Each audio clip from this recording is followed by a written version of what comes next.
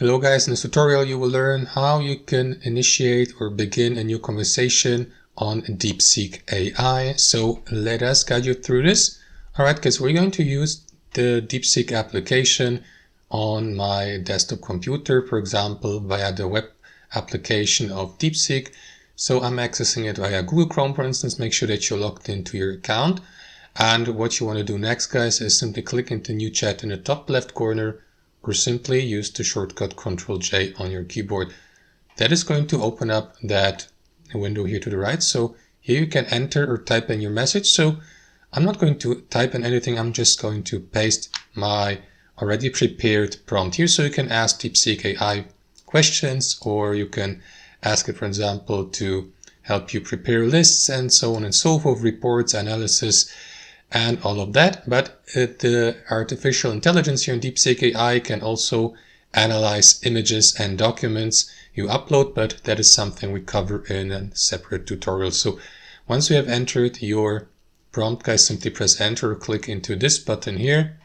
And after that, wait for DeepSeek AI to provide you with an extensive and detailed answer, as you can see, guys. So you can always edit your prompt here by clicking into that pencil icon in the bottom right corner of your prompt, or you can copy it to, I don't know, to paste it again here into that field. So that's basically it. Read through the reply, and once the artificial intelligence has finished creating the reply, guys, you will at the bottom of it also see a thumbs up or a thumbs down, for example, a button to rate the given answer. You will also see a copy button, for example, and also a share button. Now we don't see them now because you can see the AI is still typing.